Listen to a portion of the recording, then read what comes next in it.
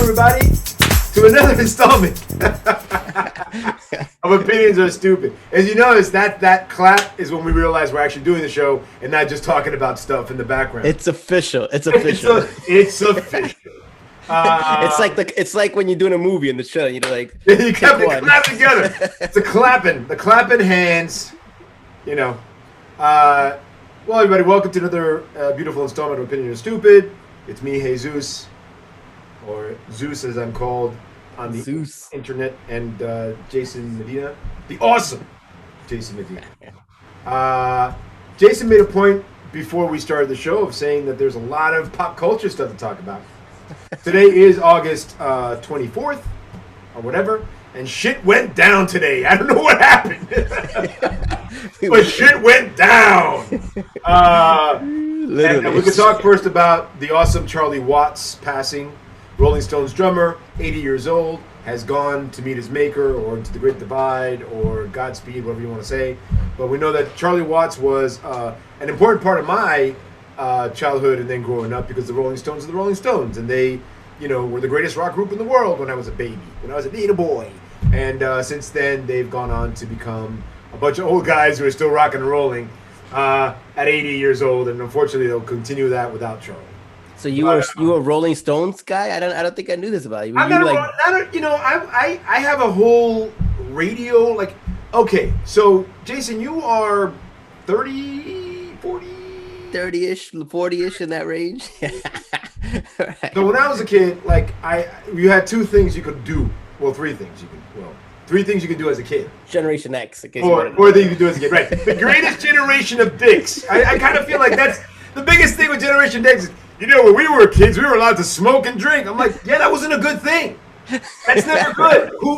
Why was that good? I was allowed to try to kill myself. No, that's not good either.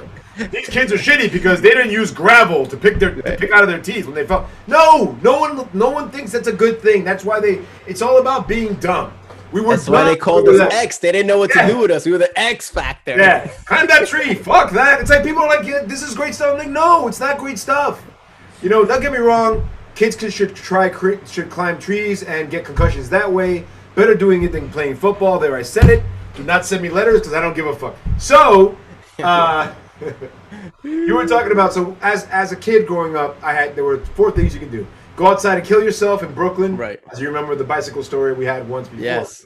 Remember that? Look it up. Lots with glass and bricks. There was a lot of dangerous things. Dead animal parts and shit. Right. And then the occasional, and this is in Brooklyn, the occasional neighbor that had chickens. Right. You know, se tiene huevo. What? You don't pronounce the H. So, but the H is a W. Anyway, you could go out and play and kill yourself. You could watch TV, you know, and eat stuff. Right. You could read a book, heaven forfend. Holy shit. Or you could listen to the radio. And as a kid, I loved the radio. And I loved recording my voice. So for Christmas, I would ask for a radio, or ask for a tape recorder. Or I would Walkie-talkies were big in your house. Or a camera, or shit like that. Because I was artistic. But that's the things you would get. And I would listen to AM radio. And I loved AM radio. And I would get to know who the Carpenters were. Not that I ever liked them. And learn the Beatles and the Beach Boys and the Rolling Stones, because I would listen to AOR radio, and AOR radio is album-oriented radio where they would play album songs. It wouldn't just be singles; it would be shit from the album. So, right, you know, which is great, by the way, that you would hear the whole album on the radio, instead of just a single or. Oh, whatever. They never played the whole album unless it's like fucking 2 a.m, because you know. Right, but you would hear 4 or 5 songs from an album compared to now, where you would hear one every one song from Lucky, what's her name, the Stallion? I forget her name. Meg the Stallion. Megan the Stallion, and be like, "This is a good song," but she has like 10 more on the album that you're not listening to. Right. So my that to me was great. So you could listen to all this stuff and Rolling Stones, and I was taught on the knee of the boss jock. Hey, it's 5 p.m. on Tuesday. Right. Some Rolling Stones for you. And then they break into Give Me Shelter or something. But Charlie Watts played the drums for the Rolling Stones, and I always have this white hair on my face, and it always looks like a booger. It's not a straight booger, folks. It's the white hair. Right? And I keep He's just Okay. He's just been through. He's been through a lot, so you see the gray coming out basically. I've been through a lot. I don't know how my face works. Okay, so you know, couches. We'll talk about couches later. Anyway, just remember the couches thing. The Rolling Stones, a very integral part of my growing up. I mean, as a little kid, like in my 10, before 10, I listened to a lot of Rolling Stones. And then after that, it became that kind of like, you walk slowly into punk and you wave. Right. And then you walk into rap. It was happening in the 80s, like the Beastie Boys. And, and it just brought you into this like idea of what things are and EDM and shit. So, but the Rolling Stones, one of those tentpole bands, like like Led Zeppelin or the Beatles. Yeah. Not gonna say Grateful Dead. Fuck you. Fuck you. I'm not gonna say Grateful Dead. But you know what I mean. Tell me if I'm wrong. Our family, when it comes to music, we have our core, which is always like the merengue salsa, of course, being with Dominican and Puerto Ricans and a lot of our family. Ruben Blades. Yeah. Right, exactly. Ruben Blades. Gilberto Santa Rosa. Those type of Santa Rosa. But that being said, yeah. We do have an eclectic family where we listen to a lot of different. We're not kind of like typecast in our family. We do listen. The reason why I ask you about the Rolling Stones is because we do listen to, like, people always ask me, what do you listen to? And I say kind of everything, because we grew up listening to everything. We grew up listening to, like you said, the Rolling Stones and then salsa and merengue. And we grew up listening to the Beatles. Like, it was all the time. It was in their house, different types of music. Outside was the early, the soul, the R&B, soul and rap shit that was going on in the 80s. You walk into my house and my father would be playing Haitian music. Right. It's true. You walk into my room and I'd be dropping the needle on the Police. Plus all the shit your father listened to, plus all the shit that was on the radio, plus all the shit. And then our cousins was like DJ, so we would have like a cousin that was DJ, so you have all that disco shit happening. And you can't escape that in Brooklyn back in the 80s. Right. It was everything at once.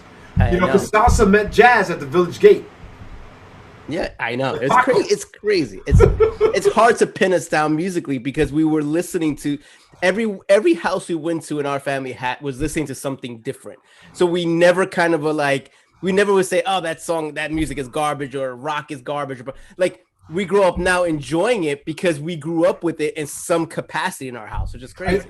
I also believe, but remember, when I was living in Brooklyn in the 70s, when you were a wee child, there was this whole contingent of people that were like, rock and roll is the best and disco sucks. And I was like, disco isn't that bad. I don't understand what the big deal is. You can't say that How Deep Is Your Love is a bad song. How Deep Is Your Love is a great fucking song. Right. It doesn't suck. It's a good song. Plus, Giorgio Moroder's the shit. So we could talk about in the basis, that's the beginning right there. We still do the hustle. We still do the hustle and parties in our house. Yeah, fucking the hustle. Come on. Exactly. Non-stop. That was it. Constantly. Yeah. And you have those. What's great is, there was that stupid Happy Birthday song that they always play. That guy, what's his name? Some Latino. There's a crooner, a Latin crooner that had a song called Happy Birthday. And it was like, happy birthday to you, my... Yes. Yeah, I know what he's doing. I don't know who sings that. That shit and you're like, what the fuck is going on? Right. And it was like a Spanish guy singing a song in English, but with then Spanish lyrics inside it. So it was like, what? You're blown away. Yeah. And of course, all the classical music. Back in the day when we were in New York City, had music classes, and they made you listen to fucking classical music. Yeah, right. And when you're a kid, you have PBS on because you can't watch game shows all fucking day. So if you put on PBS, they'd be in the middle of the day and be like, yo, music for children, and they'd play fucking Peter and the Wolf, and you're like, holy shit, Peter and the Wolf. Right. That's how I learned about a tone poem. Thank you, PBS, for enlightening us. Yeah, and no, but not just that, and themes, and I went from that shit to soundtrack music, and we constantly have discussions about soundtrack music here. Right. The guy's name who I can't pronounce. Now think about what you just said. Think about what you just said, right? That PBS opened your basically mind to different genres of music, right? Dude. And I agree with you. Now that's why. Remember how big it was back when Romney was going for president against Obama, and PBS became a big thing. Remember that back in the day? And they were like, it's a time and a place, but we shouldn't be paying for it. And in my head, it blew my mind back then because I was like, no, we should be paying for stuff. We should be like paying like, double for it. This is And I helping just don't our understand. society. Like I the would money have out never of it, known. right? I would have never known Peter the Wolf. Think about it. As a kid, I would Yeah. have never known. You know what I'm trying But to say? that, Like, but and I that's agree the with you. yeah, that's the thing that I find really ridiculous is that we live in the city, right? So urban areas. Excuse me, I'm trying to get the light properly. Urban areas where we grew up, you know, we had 3 months of no school, basically. Right. You know, you go home in June, and you fucking stay there until the beginning of September, 2 months. Right. And you'd have to find something to do, because we weren't good at being sent to camp. That's for rich Right. people. Camp. We didn't have like pools we could just go to. I mean, Yeah. we had sunset Oh, we pools. did. Nobody really went there. Nobody. really Well, went it was renovated for fucking years. There was no money know. to have it, you know. Right. So then of course, that pool, the pool in Sunset Pool, that somebody had a baby in it. And you're like, what? What the fuck are you Right. talking There was all these folklore stories. What does that about have to do with me going to the pool now? Right. There was always some stories. Oh. You know, it's like that fucking shit, and that blew my mind. But anyway, as we roll back into the ongoing things, like, yeah, man. I mean, like PBS is like a structure. There was a whole lot of structure in a PBS, and we could talk about PBS and NPR and all that stuff and how Republicans hate it. You know why Republicans hate it? And I really think it has nothing to do with money. It has to do with the idea that there's something out there that isn't preaching some bullshit morality about God. And you know what? PBS still does that shit. They still talk about God. They just don't David talk and about Goliath. God We this, talked like, about it in the port. David and you know- Goliath, one of my favorite shows growing up. What was that? David and Goliath, one of my David and favorite shows Goliath. growing That up. wasn't PBS. That was That was Channel 9, right? Yeah, That was that's Channel 7, WOR. Oh, was it? I thought it was right before Romper Room, but I could be wrong. Romper Room was on Channel 5. Oh no, you're right. 9. It was on Channel 9. It was on Channel 9 WWOR. on weekday mornings, and Yes. then it was on ABC on Channel 7 on Sunday mornings. They cross-pollinate. Right. Well, you know, it's syndicated, so you can put it wherever. Right. But you're right. My fault, PBS. Sorry. No. We just Reading Rainbow. We just Electric Company. yes, with Rita Moreno. It was on the show, so we could talk about this in a But anyway, yeah, I mean PBS taught us shit, and we listened to stuff, and I'm lucky, and I think you are fortunate as well as fortunate as I am, to be at a time and a place where there's a convergence of sound. Right. All kinds of different sounds of all kinds of different platforms. We are living at a time when you can pick up your device, whether it be a phone or a tablet or your computer, and tap something in, like Wolf Like Me, which I will not play, although that is the song of the week. Song of the week. Song of the week! Wolf Like Me by TV on the radio, and listen to it and be like, this song rocks. It's about a guy turning into a werewolf. I don't know. But it's that kind of shit, you know. So it's great, you know, that we have that. But we weren't talking about music. We were talking about music. It was something about it. Oh, you asked me about the Rolling Stones. Right. We went on a tirade about Charlie Watts and why he's awesome, And why PBS is great. and stuff like that. It's pop culture all day today, kids. Get ready. Right. Belt in. There's gonna be more. Buckle up. Buckle up. Well, first of all, I also want to talk about how great last week's show, as bad as the sound was, with the awesome. This is still I don't think that it's an infancy stage. This show, we're still getting the kinks out. So, and we're growing with you, people. That's the thing. Yeah. We're growing with the people. We're growing with you. Steve Bunch is awesome. You saw how awesome he was, and he brought us all these Godzilla things, and it was fantastic to see him pull one toy out, another toy out, and be all like, "This toy is blah blah blah," and this And toy because is blah, of him, blah, blah. I went to Toy Tokyo. You went to Toy Tokyo, and It's like going back to like 1980s and walking into like an old Toys R Us. But It's fucking like, great. But like just hyper extended because you have all these characters from different countries and different genres, which is great, basically. It's a they great have story. they have original Transformers in there. Yeah. In the box, holy shit! They have the new Transformers. They have tons of pops, and their basement is full of pops. Yeah. Did you? And you showed me that video, that one Godzilla that I was like, how much is that Godzilla? You were like $75, and I was like, I'm not getting that. Well, I wanted to get a Godzilla pop. I was looking for a specific Godzilla pop so I could have a King Kong, but they didn't have the Godzilla one, so I'm gonna go back and get it. They said. So I just got my kid stuff, you know. So you could also there are pops you can get online. You can get a Godzilla. Right. I'm ordering. All right. So I'm pre-ordering. I'm pre-ordering the Gotcha Man pops. Gotcha. From Gotcha. you know, our Gotcha Man, our Battle of the Planets. I'm ordering Joe and Mark and Princess because I'm from where? From them or just in like Amazon? No, you get it on Amazon. Just pre-order. Okay, gotcha. I mean, it's the price difference is like $1 or $2. Yeah. But you have to go down there. You gotta look around. They have tons of shit. I mean, I have a bobblehead. I have a bobblehead pop Superman, and I have a bobblehead Captain America somewhere around here, Infinity Gauntlet or whatever. I haven't. If I'm gonna get pops, like I'm gonna start getting pops, which I'm not going to. All right, hold on a second. You guys gotta see. Wait a minute. Here we go. He's putting up his toys and gadgets. It's funny how you run and you just disappear into like a Twilight Zone black hole that you just pop up. Can you see it? Star Wars. Is that the job? What is that? It's. Let me see. I see the box. I see somebody writing. Oh, nice. Where'd you get that from? I got it from a GameStop. They get pops all the time. It's the Luke Skywalker with Tauntaun. So you're the one keeping GameStop going afloat. The most impressive Empire Strikes Back. So yeah, this thing is cool. I haven't taken it out of the box, and I don't think I will. No. But it's just like one of my favorite. Here he goes, disappear. Yeah. Will he come back, folks? Woo.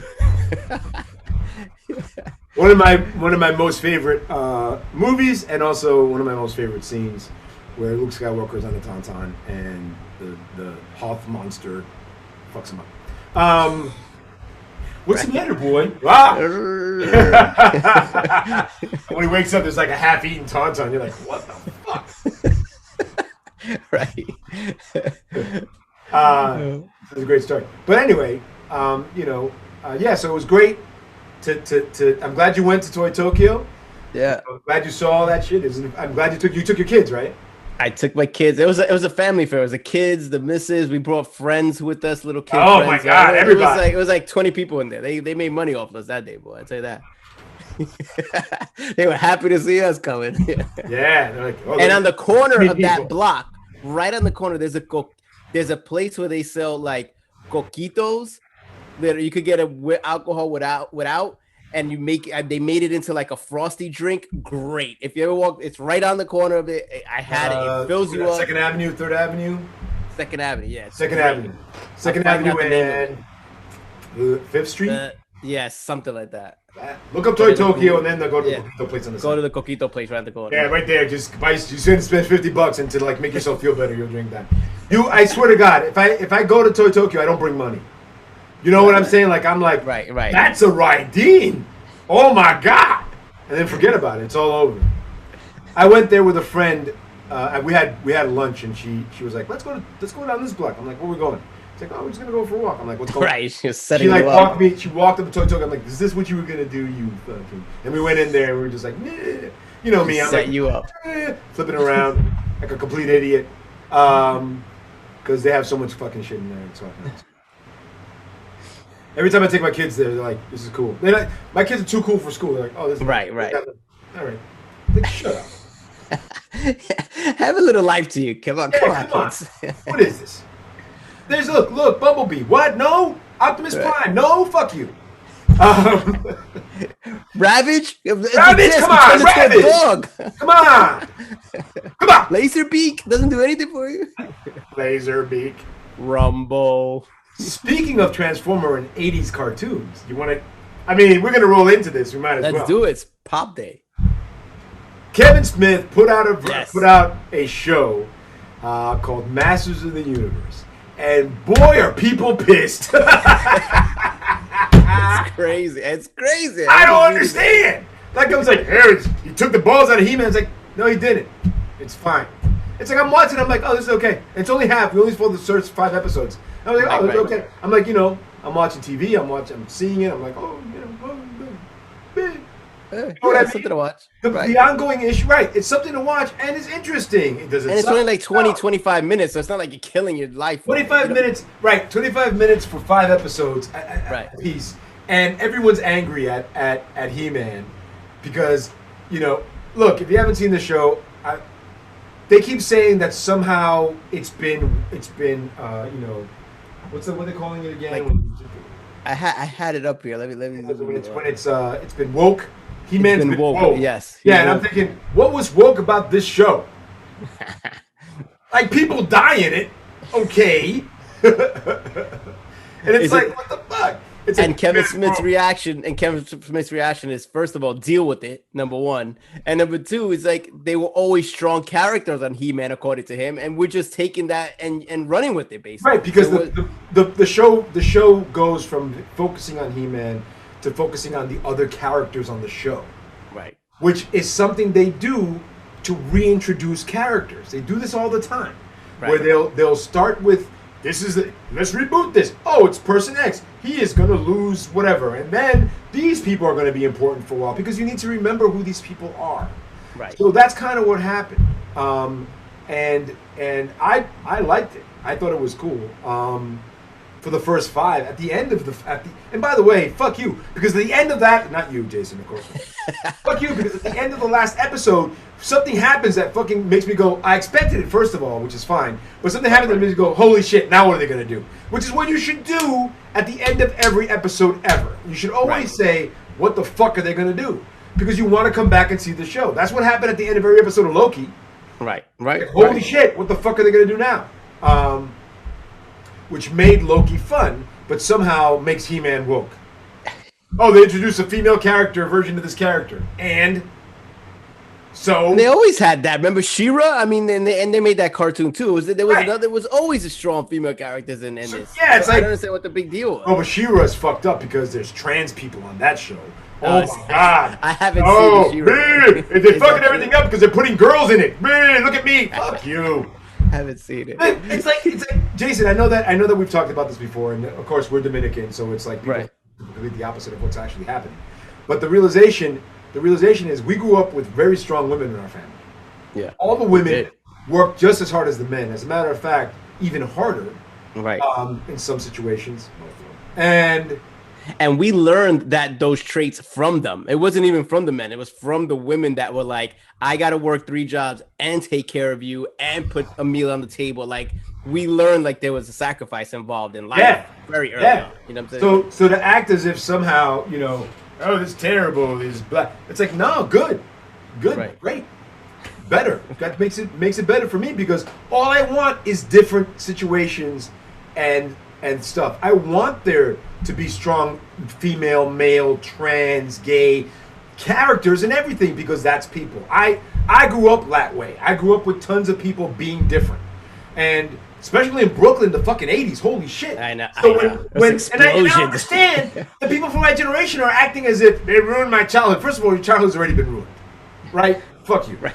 Michael Bay did that with Transformers. Fucked it up. So if you're gonna complain about He-Man and the Masters of the Universe, right? Fuck out of here.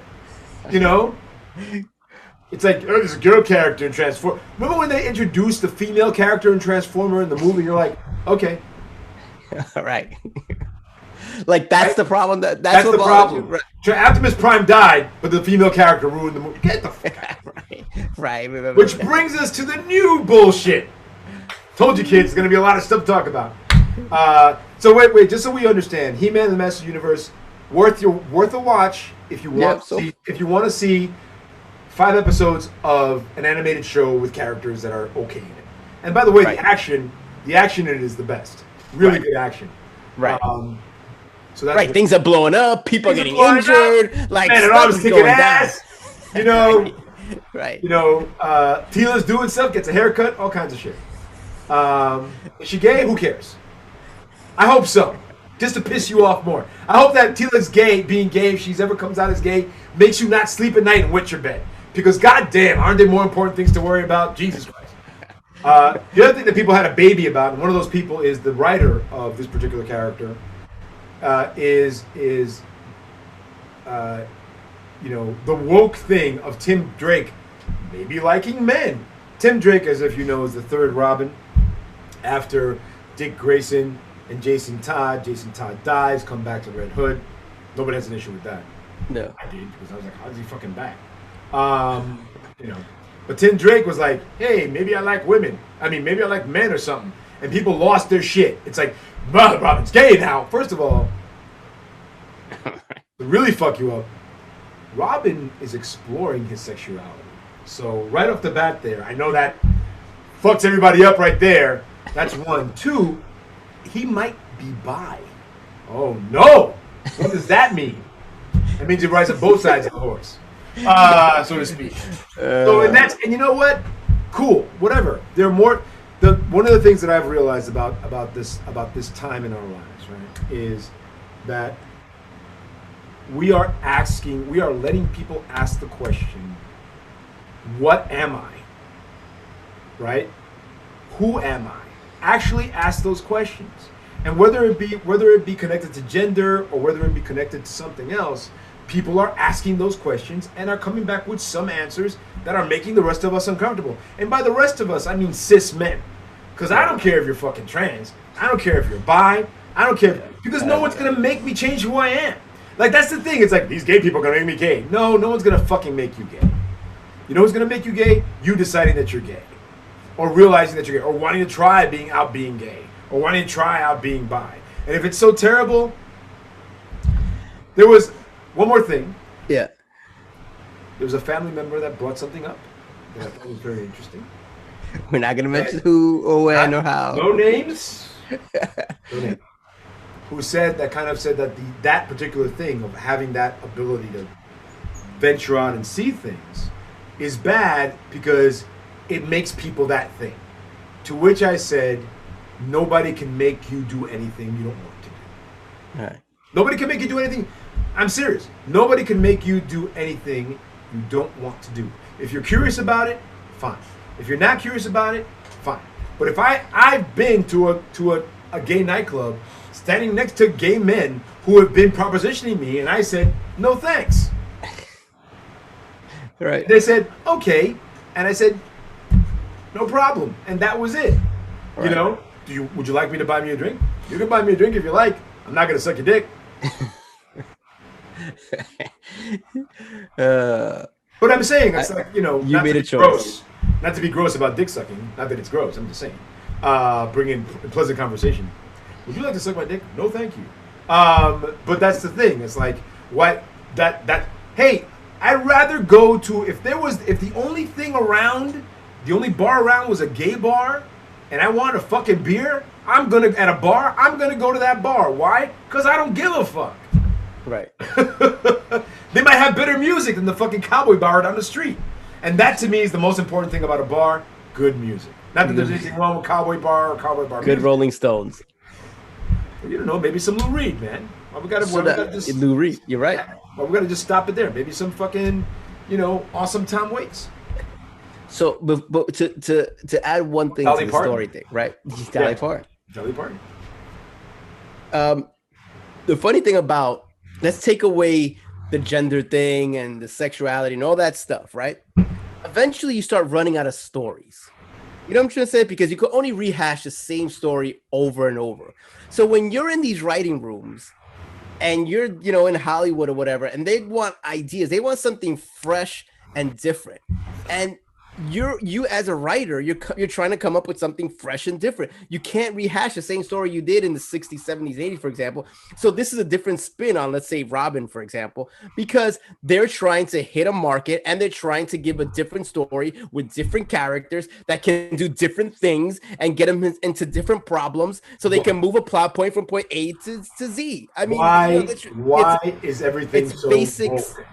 Right. It's basic kind of like, storytelling. How do I get from point A to Z and make it interesting enough that people will watch? Maybe this is a way, let's try it.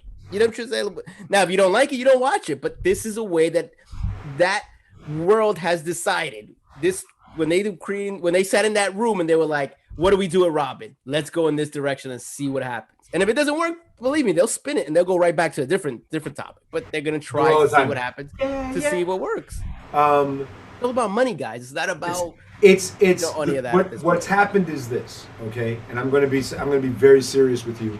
That's the Hollywood insider of me. About the market that is the comics market. Okay. First of all, they're trying to get younger readers. They don't want me to fucking read Robin. Right. You know why? Because I'm hard to get to now.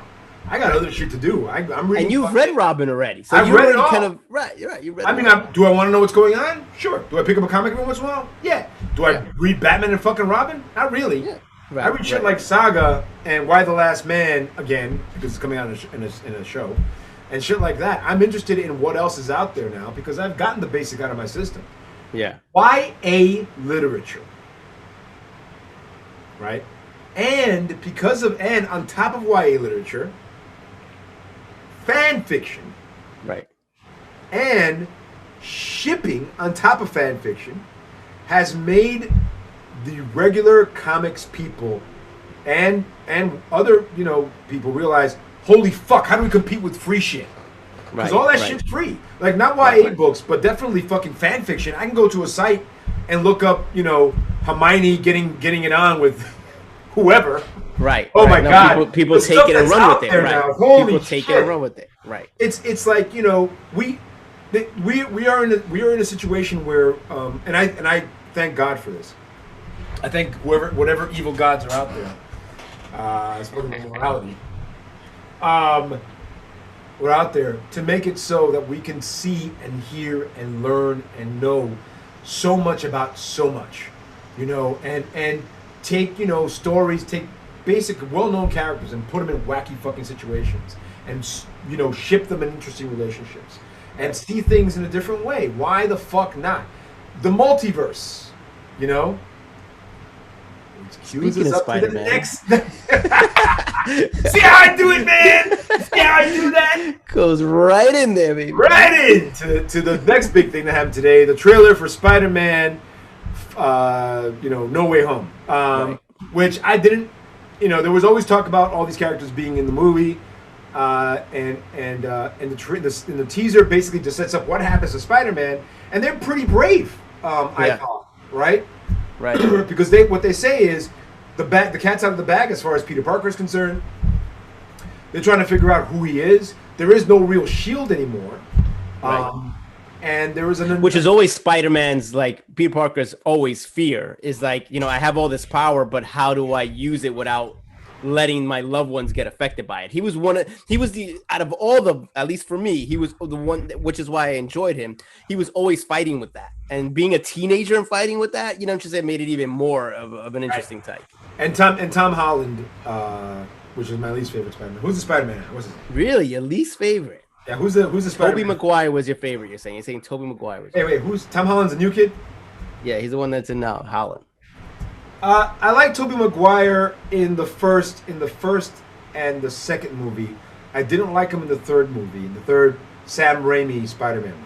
Because he was dancing and stuff in the street. No, because the script was bad. I thought he was great. By the way, he's a dancer. He's like one of the things he does is dance by profession, so that's fine. Right. I didn't mind that whole. I don't mean him dancing. I mean the whole Peter Parker dancing. Out of the Spider-Man movies, Spider-Man 2 was my favorite. The second Spider-Man movie with Tobey Maguire in is my favorite because of Doc Ock, of course. Yes. Right. Tom Holland is a great actor. You didn't like Garfield trying to be dark and mysterious with his hood on the time. Garfield movie sucked. Yeah. He said it, folks. They just did. They were bad. They weren't good movies. I mean, what were the villains? The villains was there 3 of them? There was 2 of them. One of them? There was the lizard. There was the Lizard. Right. There was the Rhino. Right. Oh no! Electro. No, the Electro. Yeah, Jamie Foxx. Now I gotta look it up. Jamie Foxx. I gotta look it up because I think the Rhino and Electro were in the same movie. Yeah, Jamie Foxx. Yeah, but the Rhino came in like at the very end. Like it was like a scene. Remember that scene where it was like on Park Avenue or something, and he was like trashing into cars. Like he didn't have a big thing about it, right? Spider. It was Electro. Spider-Man. does whatever a spider can. He was in Lucas? What the fuck? Oh, that. Lucas, he was Lucas. No, he wasn't Lucas. Andrew Garfield Spider-Man movies were Andrew Garfield. Who, by the way, I don't have an issue with Andrew Garfield. He looks a little like a discount Sting. He's been in a couple of really good movies. If you haven't seen it, he's had a nice little career. He's won Hacksaw Ridge as Desmond Doss. Red Riding, which is a great TV. But you're saying as Spider-Man, you did not buy him as even though he was like 30, even he was like 35 in the movie, but you didn't buy him as a teenager running around with a hood on. He was like 30. Riding a skateboard. No. Hold on a second. What is this? It just stops showing you shit. What? They know you're trashing them and they don't want to do No, I don't understand. Actor.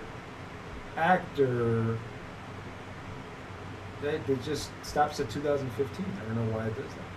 Show by... Jumped the shark in 2015? Is that 2015? I'm not seeing anything. Show all his credits. He's not. I'm on IMDb and it's not showing me all the credits for his work. It stops at 2005. Oh wait, I'm done. So Amazing Spider-Man and Amazing Spider-Man 2. Right. So he was in. Those are the only two movies they made because they couldn't make another one because they sucked.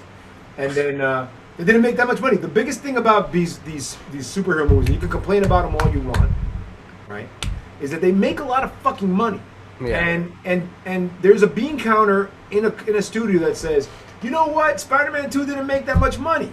Amazing Spider-Man 2 didn't make that much money. Do you want to make another one? They're like, let's not do that. Let's go in a new direction. And then they figure out what the direction is.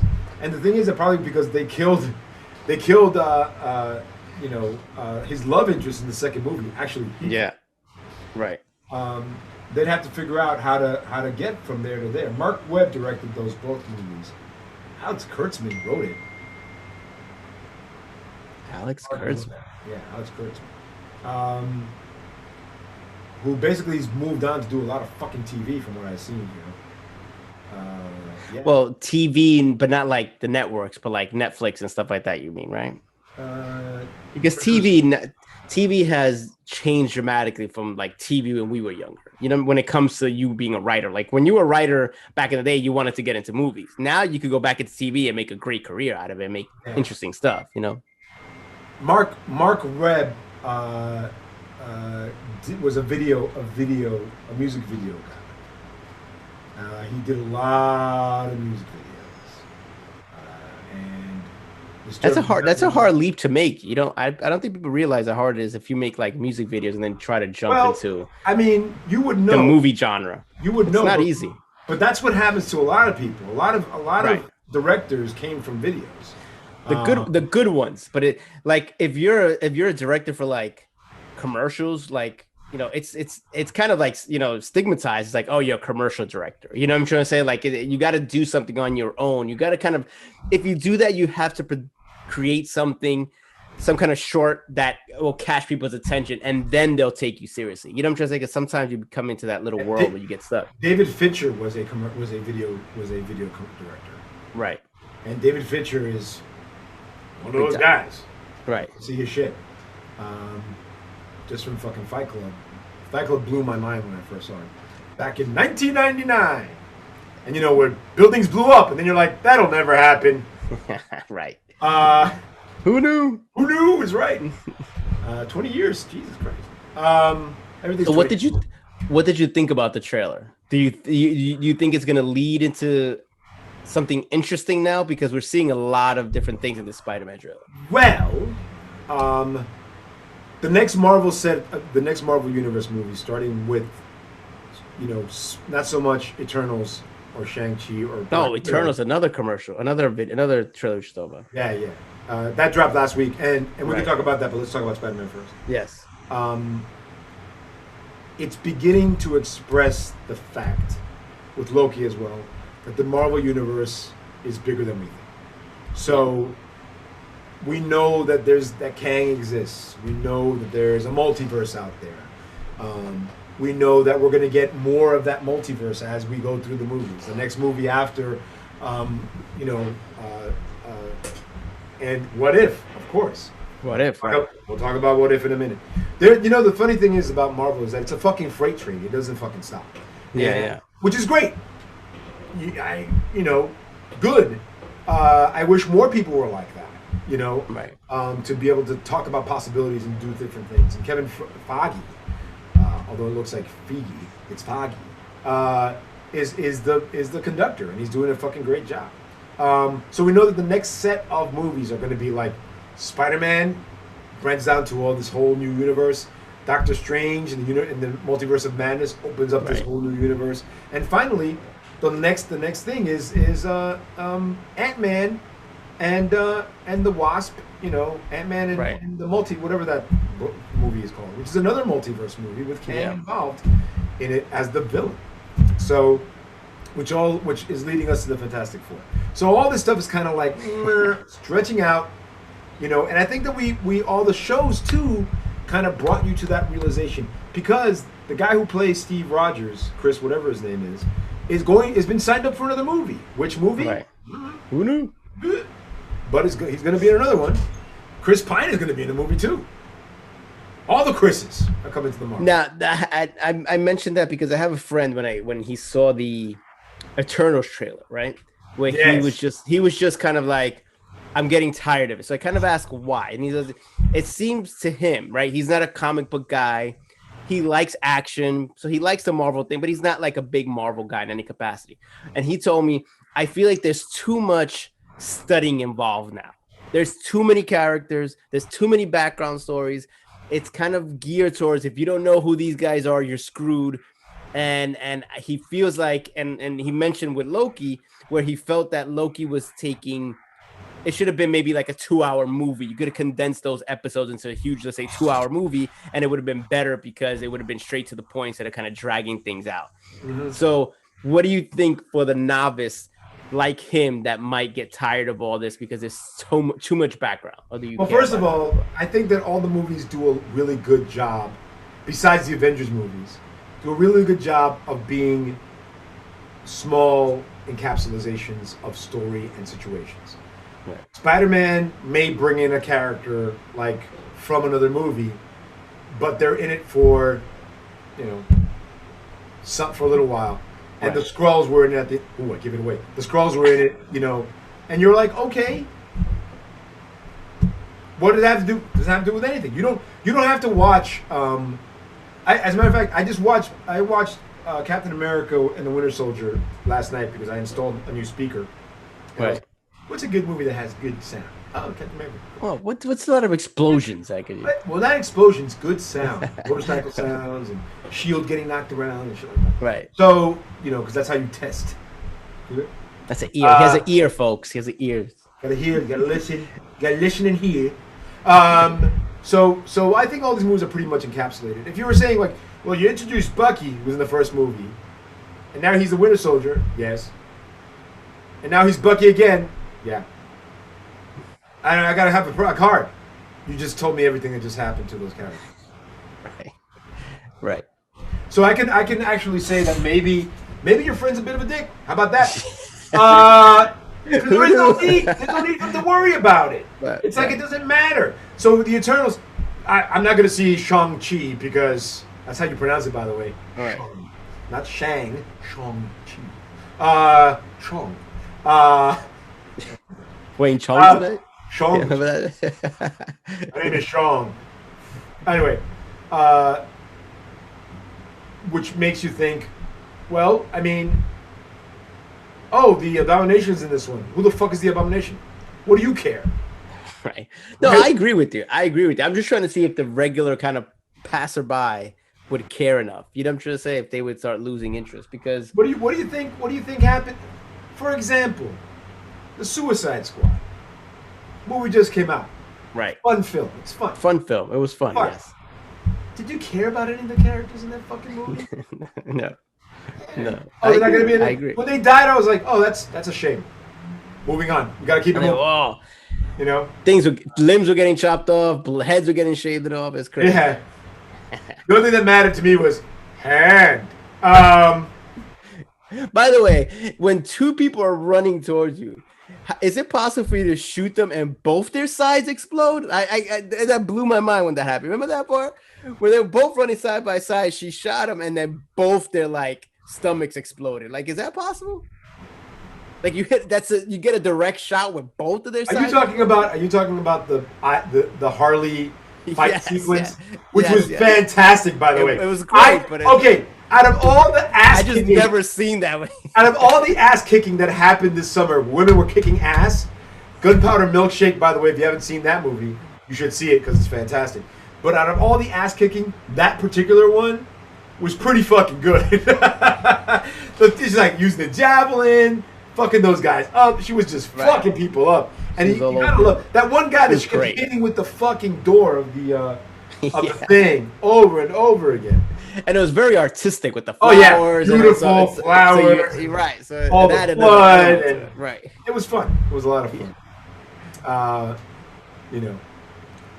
Saying there were 69 of them, that was a good joke. So I mean, does it matter if you don't know who Harley Quinn is? No. No. You know why? I agree. Why does it matter? Because it doesn't matter. Because she's going to be in this movie for this thing. She's going to be in that movie for that thing. And maybe. Who knows? Who cares? Oh, he's in it. It's like, all right. So, like, does he have a scorecard for the James Bond movies? Does he like the James Bond movies?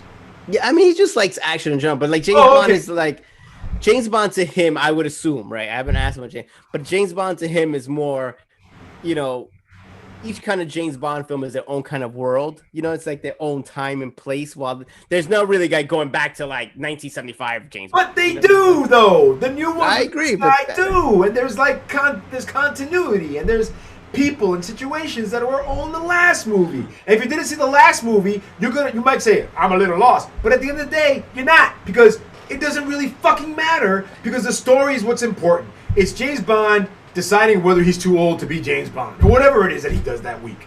So, or that episode, or that movie. Right. Who cares? It's like, does Fonzie have a best friend? Now he does, because there's a new fucking, we had to fucking put a best friend in this fucking episode. Right. You get mad about it? Well, this Mork was in Happy Days, and now he's on his own show. Who gives a fuck? He's on his own show now. Right. So I'm a little perturbed by this plot. I showed him the Eternals trailer because I was like, one of his problems was that how come the Eternals didn't do anything when Thanos was running around? They told you why. I told him, watch the Eternals in the first like 30 seconds. You're gonna. They tell him it's like, hey, guess what? We haven't done anything because we're not supposed to. What do you mean that's what? That's not our job. Our job is to, not interfere, just be here. Because we got to keep the deviants, got to keep the balance. Right, they're worried about the deviants. That's the only reason why we're here. That's it. Keeping monsters from eating people, basically. That's all. Now that one scene where we see that giant robot, was that Galactus? Not a giant robot. That's Arashim the Judge. That's who it was. See, broke it down. Get the book out. Arashim the Judge, for my friend who doesn't know who Arashim the Judge is. Who comes and judges your society and deems if it's worth it to go forward or be gifted. And Jack Kirby, created all this shit. He created the New Gods. He created the Eternals. He created the Inhumans. He created all these fucking things because he's fucking Jack Kirby. And it all inherently is based on this idea of something greater than ourselves. He was a Jewish guy, so he spent a lot of time talking about that Jewish stuff in the pretense of the Marvel Universe. So it's all about cosmic horror. And the fact that there's something bigger than out there that wants to eat your brain. So that's right. The whole thing. The whole thing about the Marvel Universe, which brings us to What If. What If episode 1? Did you see it? Yes, I did. I enjoyed it. Yeah, right. Did you need to get a fucking scorecard for that? No, I care less. I'm not that guy, though. I'm not that guy. I'm telling you, there are people that are out there. I'm just saying. Captain Carter becomes a superhero by getting the super soldier serum. Right. And also Steve Rogers, who doesn't get the serum, gets a Tesseract powered Iron Man costume, becomes the Hydra Stomper. Fun for the whole family. It's a win-win. The win-win for everybody. She comes and what's in it? Giant monster from another dimension, which is a lot of fun.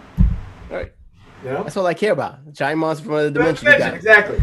That's why Howard the Duck is a great movie. And right, did you see? By the way, speaking of What If again, Howard the Duck was in the T'Challa episode. You see that? Right. T'Challa becomes Star-Lord. Great, great movie, great show. You know, I had a good time. So that's where we're at. I wonder what happens to Peter Quill now that his father gets a hold of him. I didn't give it away. If you haven't watched it, it's in a week. What if? I can certainly give away Ted Lasso if you want. Have you watched that at all yet? No, I told you I'm going to watch it. I'm going to knock it out of 5 episodes in. You're halfway through the season. But it's too good for me to stop Oh and my wait. I God, can't wait. so This isn't What good. If, where it's just like, oh, I'm just putting it on, or He-Man. Ted Lasso, last week's Ted Lasso made me cry. It was so fucking good. Oh, I thought emotionally, I thought he just broke down because something happened to him. No, I just cry. I cry all the time, dude. It's not, In touch it's a Pampers commercial. Woo-hoo-hoo-hoo. Woo-hoo-hoo. You know, I had a friend who just pointed out to me. He's like, and you know, we talked about this, and he cried. I'm like, yeah, I cried. The fuck. Right. I get emotional. I have a heart. If you cut me, do I not bleed? Do I not? No. Do I not bleed? He gave you a little bit of a little old school, basically. Go into your reading, basically. Yeah, Howard the Duck was in that episode of What If, and it was awesome. So yeah, and so was Thanos, which is like Thanos. Yeah. what I think is really great when the Marvel Universe uses stories to do heists, and people are like, "Oh, it's a heist story," and you're like, "Yeah, okay." And then people shake their fist at it, like, "I hate heist stories," but it's like it's fun, whatever. Right. It's a double cross, a triple cross, a double triple cross, lacrosse. I'm sweating. It's hot. It's 90 degrees in New York, in the tri-state areas. It's 90 degrees, but it's not super humid. Right. Which is the main thing. You know, you can see his little sweat on my shoulders. A little sweat. Let's talk about this T-shirt because we're rolling it in, like I keep saying. Although we could have done it right. Before, we'll talk about this. This is my most impressive T-shirt. If you guys don't know what that is, it's from Empire Strikes Back, the greatest Star Wars movie of all time, where Darth Vader is like fighting Luke Skywalker, and he's like, impressive, most impressive, and you're like, oh, he's impressive, and then you know he cuts off his hand. But this T-shirt came from a T-shirt store called $6 Shirts, and I got a shirt from that store for a certain somebody, and there it is, man. Woo! Pump, baby, I'm pumped for this. Death Head Mod. Christmas has come early this year. And I'm gonna send it to you. Maybe just stop by and see. Hey. Yeah, you never know. Just drop a line, like the kids say. Nothing. It's fucking great. For $6, you get a fucking great T-shirt. I got this one. I got a Nostromo shirt. I gotta get the Litany of Fear shirt. Start wearing that around to teach myself a lesson. You know what I'm talking about? No. In the movie Dune, in the book Dune. See, I wasn't a big Dune guy. So that's why. Okay. You should read it. It's awesome. But in the book Dune, there is this thing called the Litany of Fear. Right. I will not fear. Fear is the little killer. You could actually say that while watching. That we put his hand in that thing and he went the on box. fire. He was like, ah! What's in the box? Yeah, it's great. I remember that from the movie, right? Oh, it's so good. Yeah, you have to say the Litany of Fear, and he puts his hand in the box because you know if you take your hand out of the box, oh man. So I'm talking to a friend of mine about Litany of Fear and the box and stuff, and she dropped this knowledge on me. She said about the box. About fear and risk in general, and not about Dune fear, but about everything. Life. Okay. And she said this: you have to be able to realize how much are you willing to give up if you're willing to do something. What are you willing to risk to do something? If you take your hand, and it's the whole Litany of Fear thing, you put it in that box, whatever that fucking box is, are you okay losing that hand? And I said to myself, holy fuck, she's absolutely right. That's exactly what life's about. The ability to lose something that you may hold dear, to risk that thing just to be in the game. Right. And I think that people who are successes, who are truly successful at life, are able to make that conversion and say to themselves, what is it that I can lose?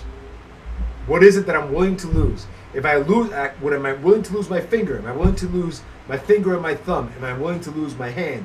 Am I willing to lose, how much of this arm am I willing to lose? Up to the shoulder? Up to the elbow? That's when you start cutting your losses. But that's what risk is about. Emotionally, and everything you do. That's what fucking risk is about. What are you willing to risk? That thought took me right to WPIX movie, Tom Cruise movie with Booker, when he tells him sometimes you just have to say screw it. But that was the Channel 11 version. The real movie has an F-bomb in there. Remember that? He's talking about Risky Business? Yes, Risky Business. Risky Business. When he tells him, he's like, hey, you got to take chances. Or you I like the fact that you went to the Channel 11 version. I saw that movie in the theater. I saw that movie with the theater with a date, and all I'm saying is you should see Risky Business with a date. It changes everybody's perception of Risky Business. I liked Risky Business. Even as a kid, I was like, this is a great movie. Yeah, well, I liked it too. Because I had a date with me. Maybe there was some hand motions and some lip locks or whatever. Let's just say that train scene came to life. I don't know him about. I like really dark. One of the things I realized is that I'm a sucker for romantic comedies, but I like dark romantic shit too. Right. Like Risky Business is a really dark fucking movie. It is. That's why. It's a comedy. It's a black comedy, but it's dark as fuck. And there's another movie that one of my favorite movies, and I think we talked about this on the show. If we can call this a show,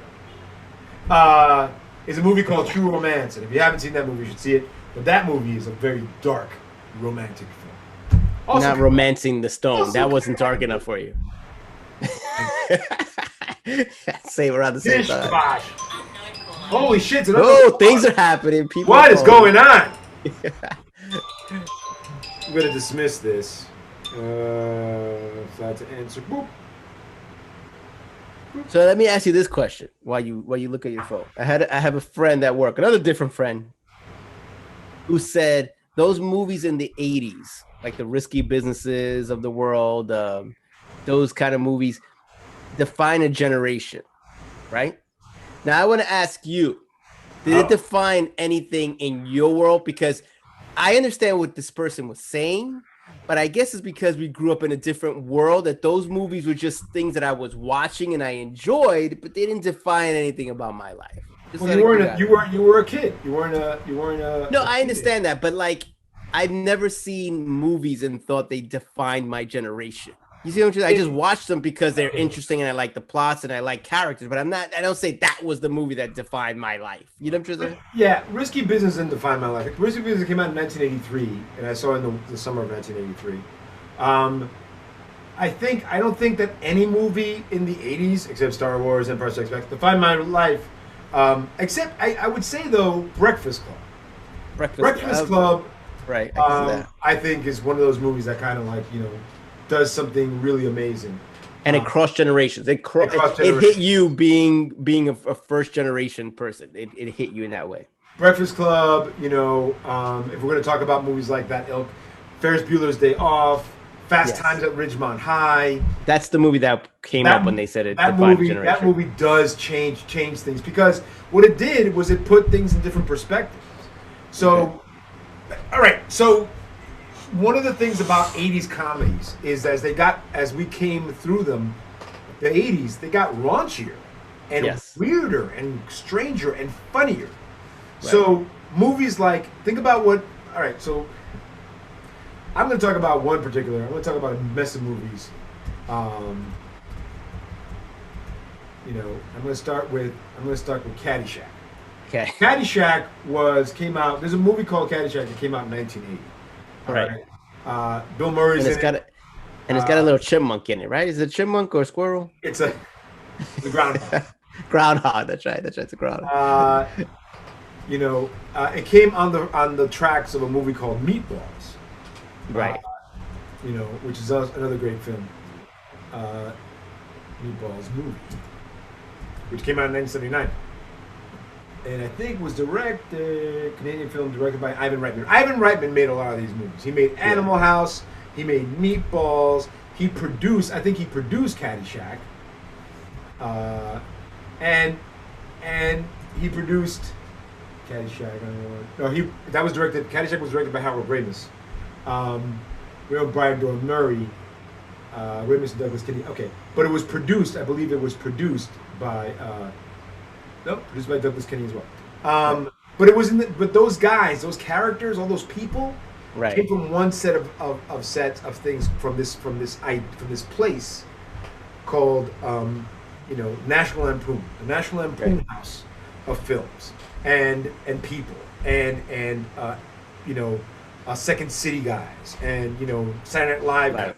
Right. All these kind of like performers that kind of came through that and kind of were part of it. Animal House, for example, I think that came out in 1978. Right.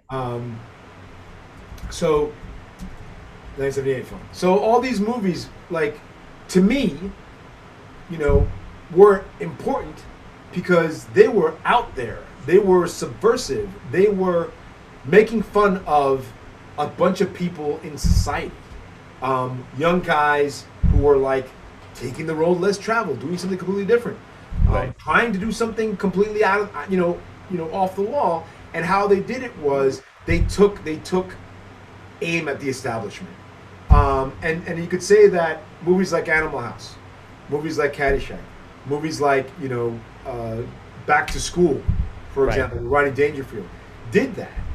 And they did it in a way that people didn't expect. And they were funny comedies, but they were also fucking subversive as hell, man. And that's kind of what we were when we as kids, Generation X. The X stands for stupid. The extra X for extra dumb. I don't understand my generation. I just, we had to, I don't like the boomers because fuck them. But no offense to boomers out there, don't write because I don't care. But fuck them because they're like, hey, we're gonna change the world, man. But they didn't change the world. They just kept doing the same shit their fucking parents did, and they got comfortable at it. The me generation. We had the ability to be something else, and we instead kind of became the same. And because and I could say this from the point of view of you and I, because we are already outsiders. Yeah. Being brown, growing up in Brooklyn, and talking like we do, fucked everybody up. Having a book under my arm. What the fuck are you doing? It's A Tree Grows in Brooklyn. It's a fucking classic. Haven't you read it? It's a coming of age story. It's classic. What's wrong with you? What's wrong with you, buddy? What do you mean you're watching Star Trek, you nerd? What are you watching? Baseball? Get out of here. Get out of here. Get out of here. So it's that kind of a thing. These movies kind of like set the tone for what the future was for us, and we had to decide whether we were going to be like the guys from Ghostbusters, another movie with Harold. Another great one. That's great, right? With Ivan Reitman, or be everybody the schmucks like everybody else. And I think we ended up maybe being schmucks. We tried. Most of us. I think most. But that being said, though, we were first generation in many respects, so we that road wasn't easy for us in that sense. You know what I'm trying to say? Like there was a certain path that you wanted to take, and you decided to take it because it was probably the easiest road to get to a certain point. You know what I'm trying to say? I wanted to be a director. I just couldn't. I didn't have any money to have film. So that. Right. Right. But that being said, it's not easy to be a director, right? Even if you had money, especially back then, you would have had to say, I'm going to throw everything at this because there's a potential that when I'm 40 years old, I'm going to be broke. You know what I'm trying to say? And that mindset might have been easier for a second and third generation. You know what I'm trying to say? Where you had more wind on your sail. If you know what I'm trying to say about that. Yeah, I know exactly what you're trying to say about it. Like your kids right now could take that chance if they really wanted to, because the foundation has been laid. You have certain knowledge that our parents didn't, where you could say, if you do this, then you can do A, B, or C. It's like every young woman in Playboy and Penthouse who said, my dad used to get that, and he's so proud of me now. Every time I read one of those, I was like, what the fuck? By the way, not that there's anything wrong with that. You want to show off your body, it's your body, do whatever you want. Just, Just why you gotta bring your dad into it?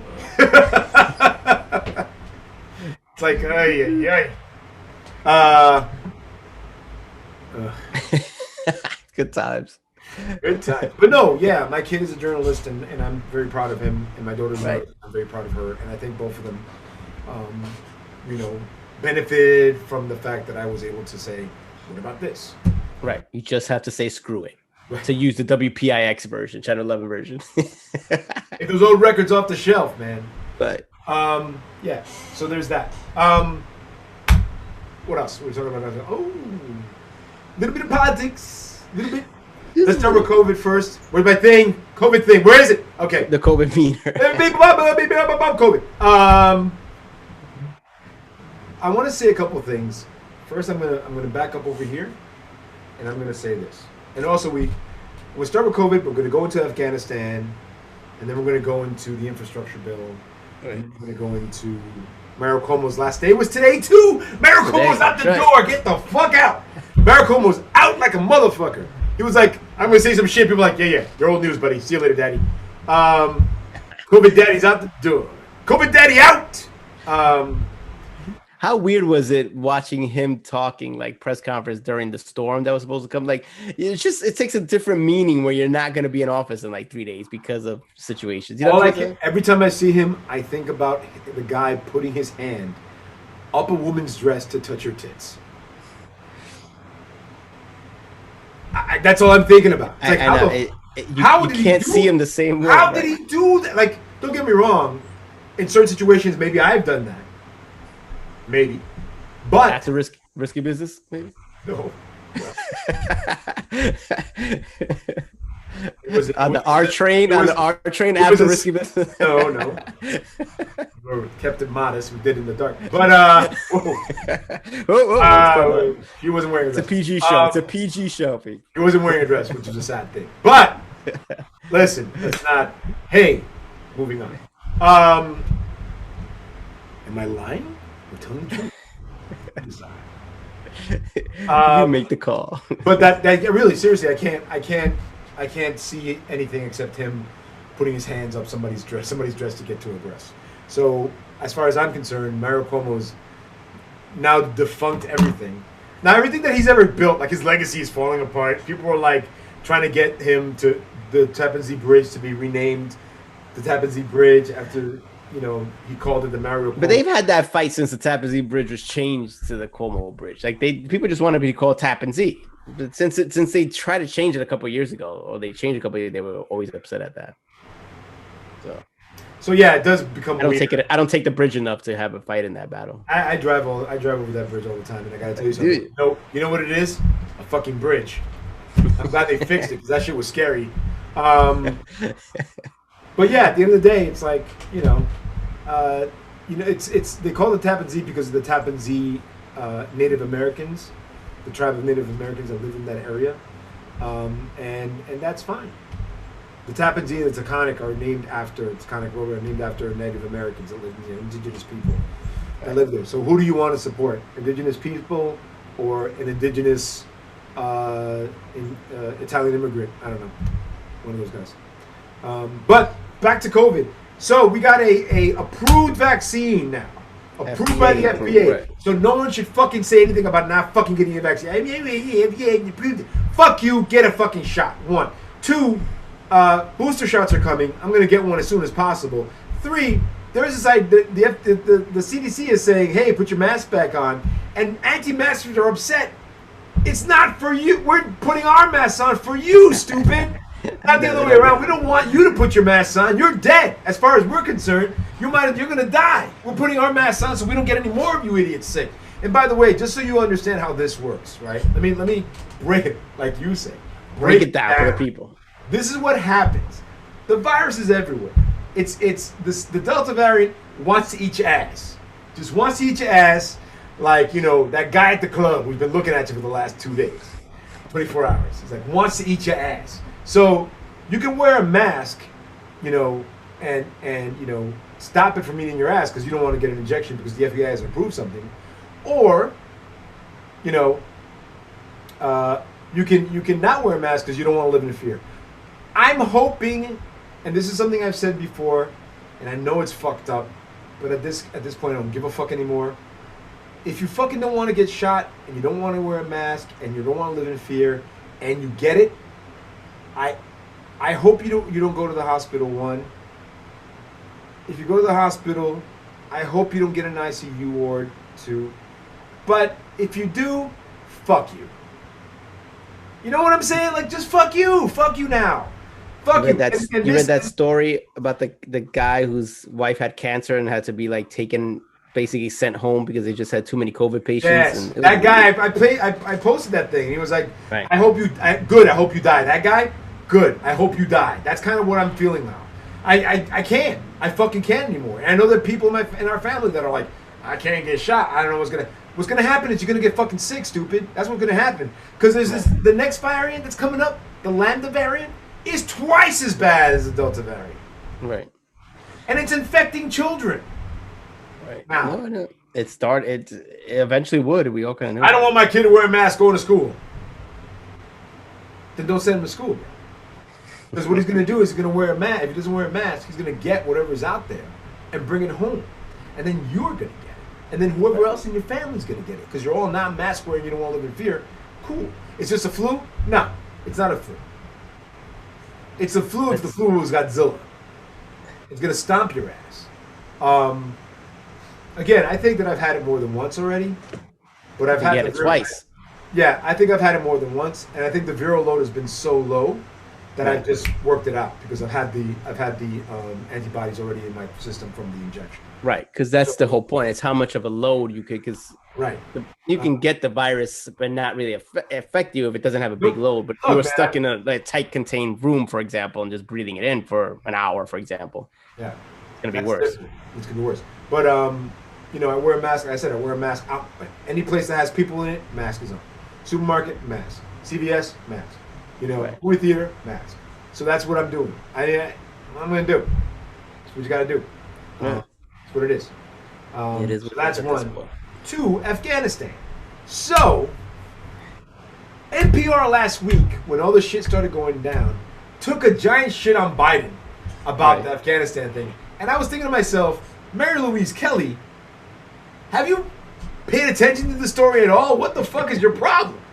And she was like, and this is disastrous, blah, blah. Like, yeah, this has been coming for fucking months. We knew it was coming. When they signed the treaty last August, remember that? And they let people out of jail, and they signed the treaty with them. And stupid State Department asshole was standing there with his American mask, and the Taliban guy was like, I'm going to kill everybody. And we were like, yes, no terrorists in Afghanistan. Because that's the only thing that we wanted, is not to have that as a terrorist base. Right. And the Taliban's like, we're much nicer now. Swear to God. Right. I'm all for pulling people out. Like, I could care less. Get them out. Get all the Americans and all the cooperative Afghanis that help the Americans out. And if ISIS shows up, bomb them with fucking drones. And you're gonna say, well, what about the kids that are there? They had their chance. Sorry.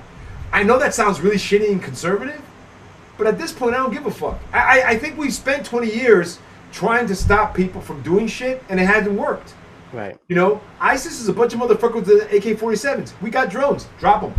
Drop the drones, bro.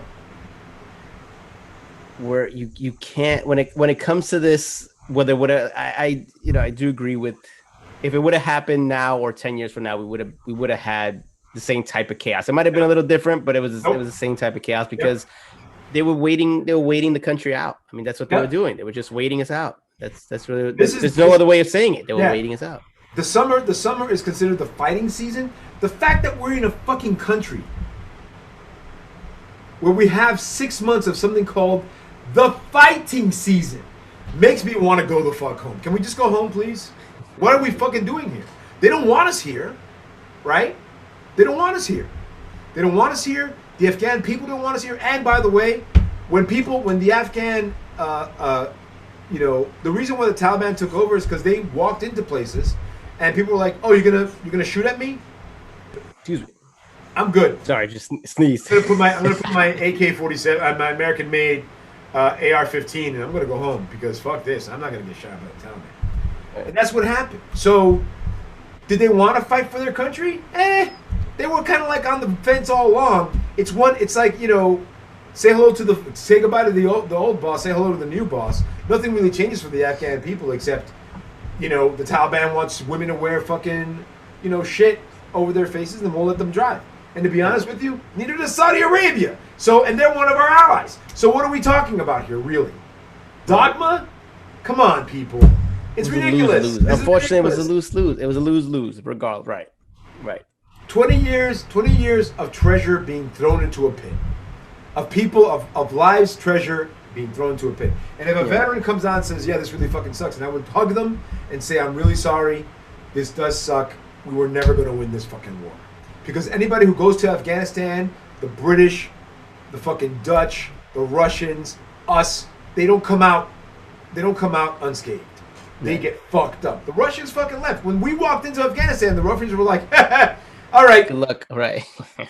Did you see that Rambo movie, by the way? I don't know if you saw that. Right. Yeah, of course. Who hasn't seen Rambo? First Blood, Part 2, right? All of them. You know, and then having all the GOP assholes say, I don't know what you're talking about. Trump made the fucking, you know, did the fucking thing with them. He negotiated with the Taliban.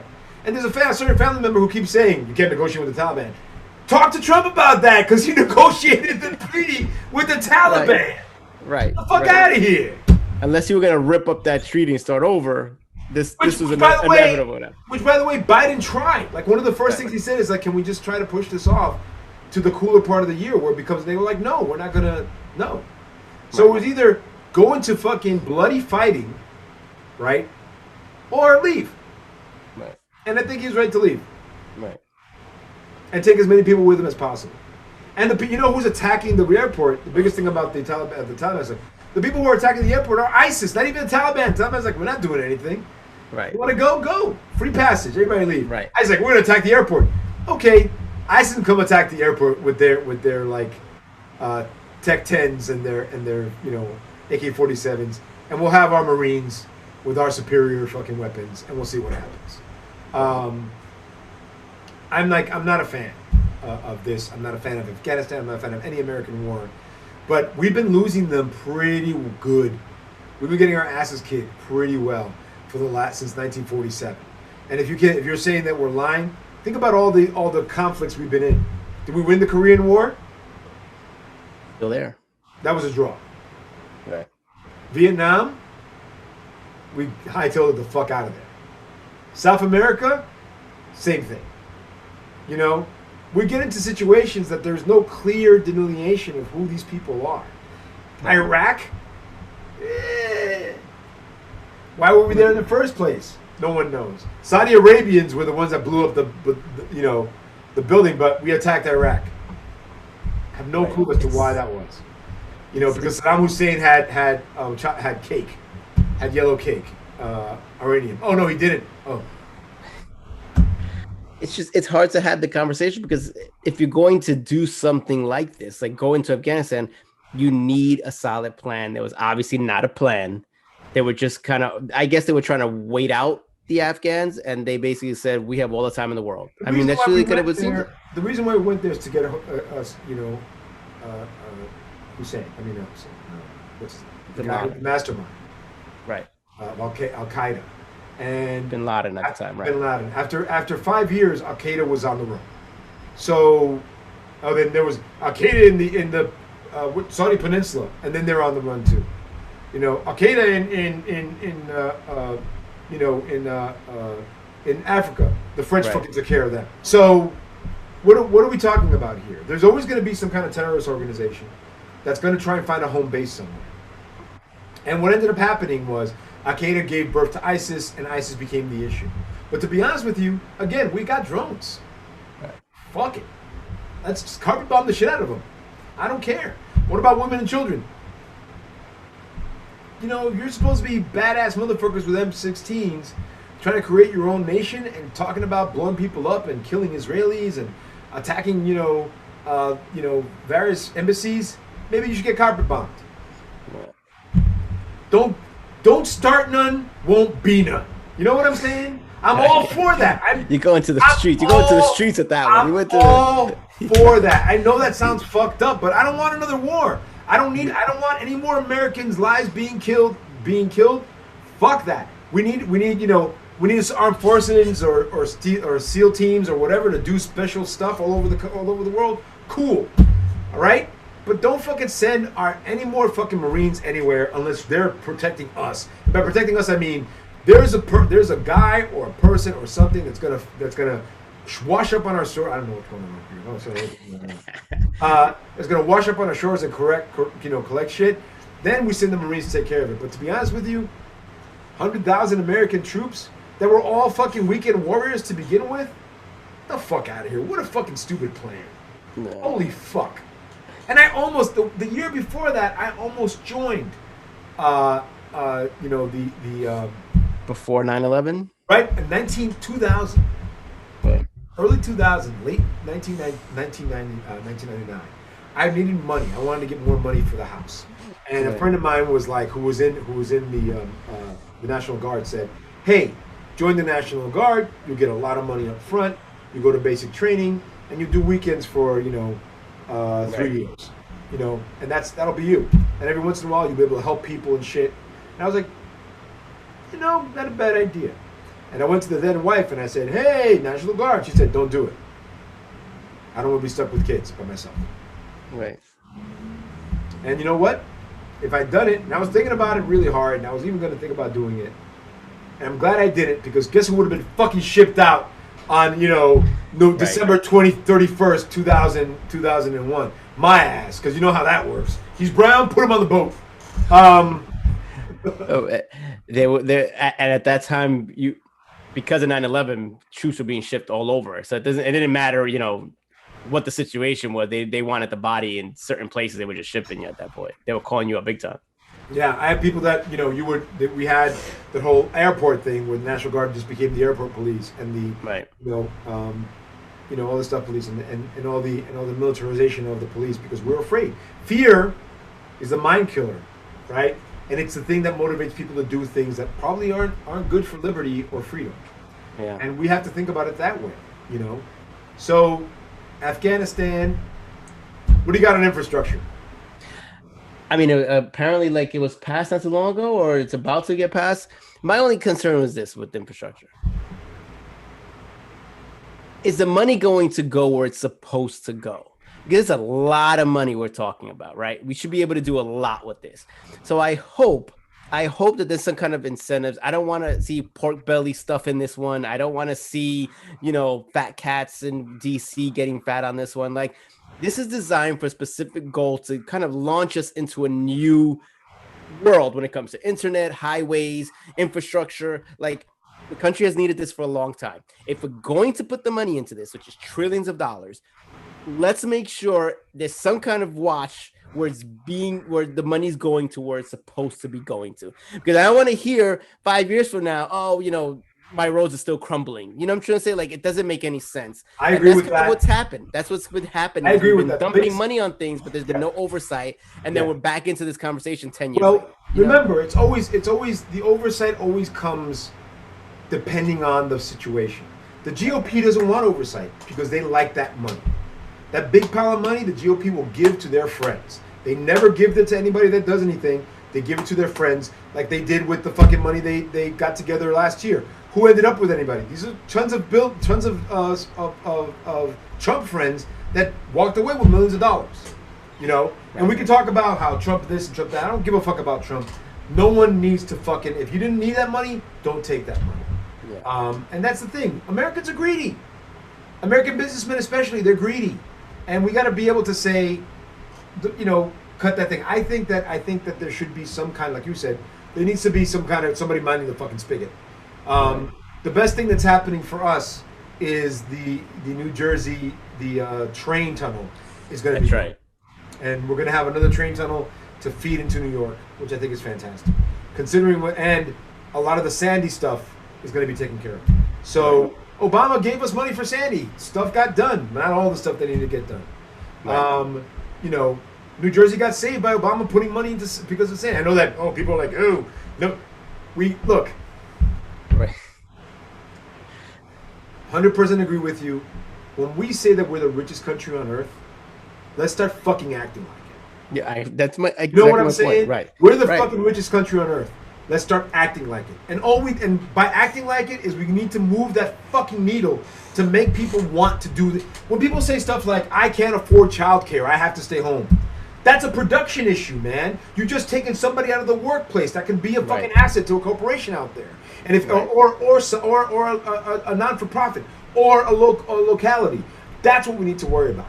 Getting those children to be able to be taken care of in a way that doesn't cost a family an arm and a leg. You know why? Because then that money goes into something else. It goes into like, you know, fucking a local business. It goes into a fucking car. It goes into buying a house. That's how these Republicans don't see it that way. They see it as something. How you're gonna give money away? No, we're building something. We're building a bigger a bigger base for a stronger community. That's what we're doing. It's not about how you're gonna pay for this. Don't fucking worry about it. We're going to tax the rich. How do you feel about that? You know, that 10% they got to break on, fuck them. Now they got to pay 20%. The tax in Bitcoin. The tax in Bitcoin. Is that part of the deal? In 1934, the rich, until the late 50s, the rich were taxed much larger than now. Much, much larger. Ronald Reagan's idea to fucking, you know, trickle down economics took tons of money away from government because we don't need to give money to the homeless. We don't need to to help public transportation. We don't need to do all this stuff, you know, because the private sector will step up and do that. The private sector did fucking shit, you know, and that's the thing. Trickle down economics doesn't work.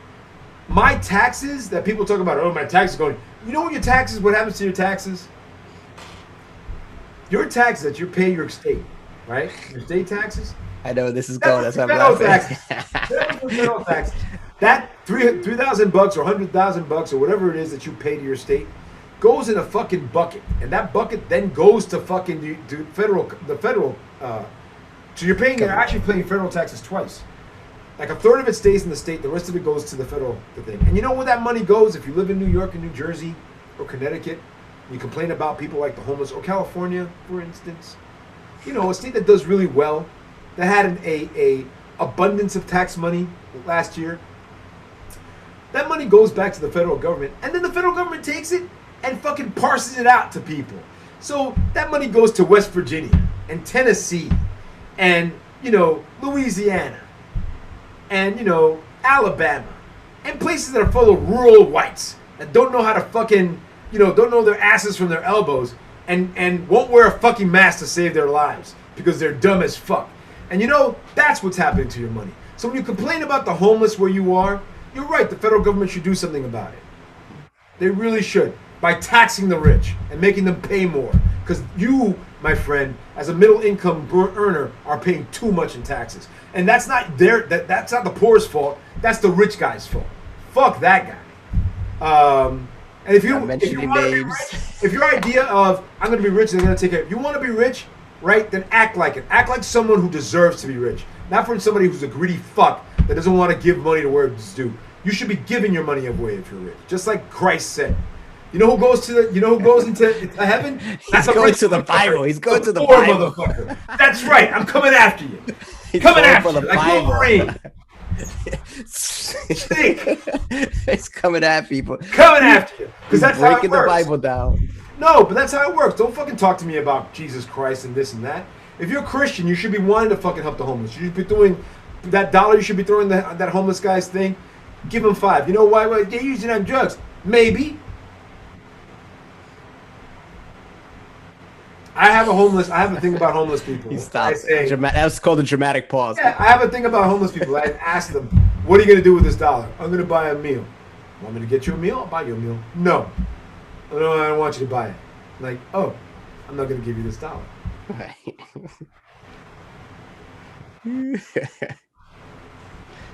Because I'll buy you a fucking sandwich all the live long day. But if you want $1 from me just to have $1, you want my story on that? I have a funny story about that. So back in the day, remember when Subway back in the day used to give 2 sandwiches for $5? Mm-hmm. So I got like a sandwich, and you know, I like pickles. So I put pickles on mine. So I was on the train, probably the R train, going to Sunset Park one day, and I see this guy, and he asked, you know, can I have food? And I'm like, you know what? I don't need both sandwiches. Let me give this guy a sandwich. I'll be fine with one. I give him the sandwich. He said, thank you, I appreciate it.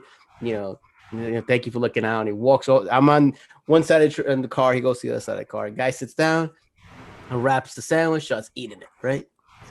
Going into the sandwich. So obviously he needed the food and he was enjoying the food, right? And I felt good that I, helped this guy out. And then 2 minutes later, he goes, what is this? And I look over and I see he's like, look, pickles. Who puts pickles in sandwiches? This is terrible. Who would do this? Who would eat pickles in sandwiches? And I'm sitting in the corner like, I gave this guy my sandwich and he's upset that there's pickles in it. And that's when what you do is you remove the pickles. Right. You don't want sandwiches. You don't want my Subway sandwich. Because I got hot pepper and fucking, I got hot pepper and various oil and vinegars, which is like how you should have a fucking sandwich. You're gonna have a sandwich, right? You gotta throw all the kitchen sink in it. Hence why I have pickles in it, because I'm getting my $5 footlong worth. I'm throwing everything. Put some relish on there. Put some mustard and relish. Right. Put some hot peppers. What are you doing? Come on, hot peppers. The thing about Subway is they're cheap as fuck, and you're like, come on, man, that really? That's gonna cost you extra. Put it the fuck on. The quarter isn't going to break me. Jesus Christ. Put that provolone on there. Put it on! Oh, man, do you want extra meat? What's extra meat? $1? Right. Killing me. Right. I like local Subways. I like local shops, man. No, yeah, I agree. The local bodegas on the corner. In Brooklyn, you get a nice Sala Maria that makes a nice sandwich. Oh, my God. Or a nice Jewish deli. Give me a whole Italian bread. Oh, the whole Italian bread sandwich is nice. They put the oil and the vinegar on first. Right. And then they slather it with some mustard, maybe, if you want mustard. Oh, so beautiful. It's beautiful. You got a messy, you're dripping everywhere. Got to wash your hands to get the smell out. That's a sandwich, folks.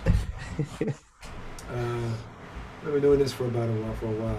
I think we've broken it down for the week. I think we've gotten our energies down. I think we're done. Hold on. Yeah, it's 8:14. Today's song of the week. Well, I don't know. Do we have anything else to say? No, you said it from the beginning. I did my tirade. We talked about Ted Lasso. You're not watching. We talked about all the Marvel shit and right. He-Man being woke. He-Man being all woke. Robin and He-Man and Superman. Jonathan Kent, the new Superman, is also maybe gay. I guess. I don't fucking know. You've been watching Superman, the new Superman show? Which one is that? The one with him and his kids? Oh, that's the I saw like a couple episodes. That was the one I asked you about, and you said, I'm waiting for that one to get more episodes. I'm going to start watching it only because people have been. Steve Bunch from last week's episode. If you haven't seen last week's episode, Steve Bunch was like, "This show is great." Right. You know what we haven't done. I saw like the first 2 episodes. It was good for what I saw. But I was wondering what they were going to make one of the kids bad and good and fight each other because the way they were going with it. Yeah. But I haven't gotten deep into it to see. Last week's Steve Bunch episode only got 10 views. Folks, I know the sound is terrible. Great fucking show. I just want to see what our breakdown is here. What the Nielsen ratings tell us, because we're 80s kids. 80s kids. I'm still surprised. Let me see. Playlist. Hold on. Let's go right to this thing. Dashboard. Content. Doing it for the people. Doing it for the people. The biggest show so far, with 32 watches, is our March 32 show. Million. He's talking 32 about. watches. I wish. There's a lot of zeros behind that. He's not mentioning. We got some other stuff in here. 22 watches with our first guest, Justin Gray. If you haven't, Justin Gray's releasing a whole lot of comic books, guys. Check him out on Kickstarter. And if you have seen, he was just at Justin Gray was just at the first comic book convention in Connecticut that just opened up. And they're still doing the convention in New York. He's going to be there too, so check him out. Go see him. Say that I sent him. Are they doing Comic-Con this year? Yeah, they're doing Comic-Con. It's going to be. You got to wear a mask, from what I understand. Yeah. You can't go. Fuck you. You got. And I think they might even ask you vaccination proof. So yeah, those are the biggest shows so far. Everything else is kind of falling by the wayside. Hey, just the beginning. telling you, the show is hilarious. I'm laughing every time I watch it, killing myself watching it, I'm laughing my ass off. So nothing last week because we were busy. Yeah, Also, a lot of things going on in the world. We had a storm coming, so that storm was crazy, huh? That's We crazy. had tornado warning the weekend before, and then the next weekend, crazy storm that did absolutely nothing. I think it rained 5 inches out here altogether. Right. So we still have another 2 months worth of hurricane with us. Let's see what happens. Let's all calm down, right? Take a deep breath. Although we did have two storms. We did have 2 storms at the same time, right? Yeah. Henri and Fred came at us. Henri and Fred came out at the same time. Baguette. All right, I think we broke it down.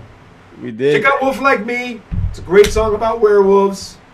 Wolf Like Me. Song of the week. Song of the week. And more to come, guys. We love you. We do it for you. We do it for you every time. We're here for you. All right. We're signing off. Have a good one. Enjoy.